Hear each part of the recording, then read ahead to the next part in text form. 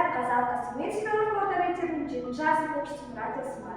Мен экологиялық жұмысының тақырыбы қайта өңдеу және қалдықтарды басқару, болашаққа жол. Мен жобаның мақсатына келетін болсам, қалдықтарды тиімді өңдеу және қайта пайдалану арқылы экологиялық жағдайды жақсарту. Сондай-ақ қоқысты өңдеу процесі арқылы электр энергиясын алу арқылы энергия шығындарын азайтып, тұрақты даму мен экологиялық тепе-теңдікті қамтамасыз ету. Осы мақсатқа жету үшін қоқысты өңдеудің жаңа технологияларын енгізу. Жобаның міндеті қалдықтарды өңдеу арқылы электр энергиясын өндіру жүйесін енгізу. Бұл арқылы энергия шығындарын азайтып, экологиялық таза энергия көздерін арттыру. Сонымен қатар қалдықтарды қайта өңдеу жүйелерін тиімді пайдалану арқылы қоршаған ортаны қорғау және табиғи ресурстарды үнемдеу мақсатында тұрғындарды экологиялық саланы қалыптастыру. Ақпарат көздеріне сүйенетін болсам, бүкіл әлемде 8 миллиард 28 миллион 504 258 адам бар. Соңғы санақ 19 сәуір 2024 жылы болыпты. Бір адам жылына 445 килограмм қоқыс тастайтын болса, 8 миллиард адам жылына қаншама тонна қоқыс шығарады. Қазіргі таңда Қазақстанның өзінде ғана 10 мыңнан астам қоқыс полигондары бар. Яғни біздің елімізде ластану өте көп. Бұл слайдта сіз қаладағы қоқыс орындарын көре аласыздар. Жапонияда 125 миллион халық тұрады. Қазіргі кезде қалдықсыз экономика технологиясын іске асырған Жапония қалалары. Зерттеу нәтижесінде мен Жапон елінің технологиясына қатты қызықтым. Біздің елде де осы Жапон технологиясы бойынша қоқысты осындай түрлі-түсті жәшіктерге белгілеп, қалдықтарды сұрыптап, қайта өңдеп, қалдықтарды басқарып және оларды кәдеге жаратып, немесе қайта өңдеп отырсақ, еліміздегі қоқыс полигондарынан жойылар едік.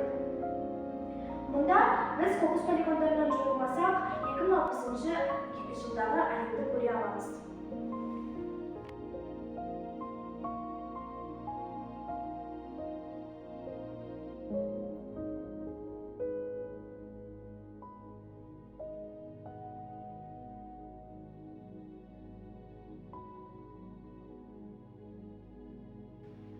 Мен жобаның тақырыбына сай екінші макетімен таныстырсам.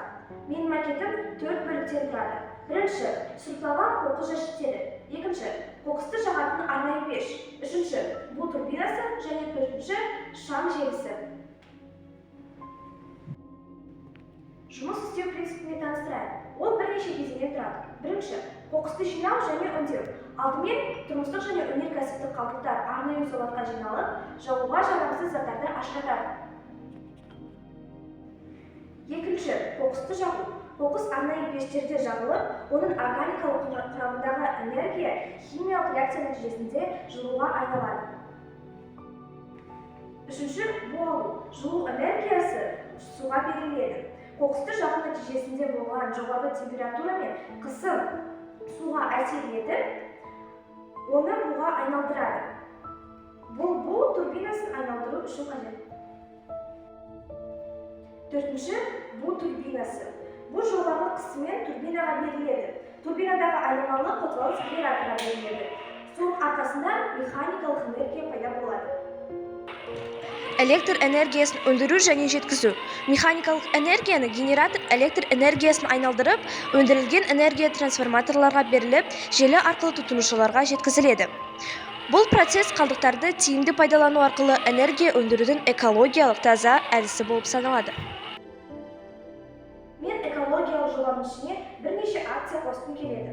Бірінші, бастауыш және орта буын сыныптарының арасында қоқысқа екінші рет өмір сыйла акциясын жасар едім. Менің жанымда қоқыстан жасалған заттар тұр.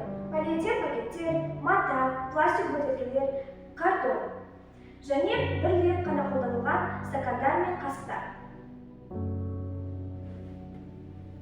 Екінші акцияны экотуризмді дамытуға арнар едім.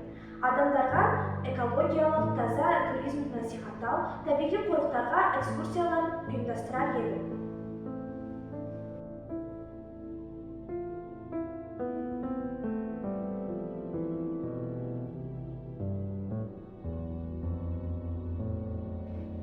Менің жобамның жаңашылдығы.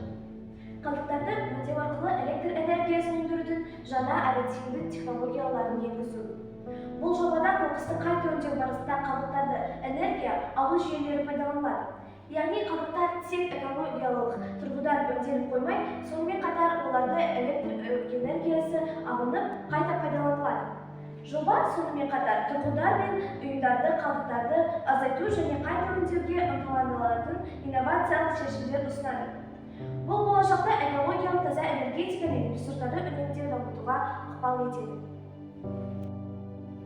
Менің проектімді тыңдағандарыңыз үшін рахмет.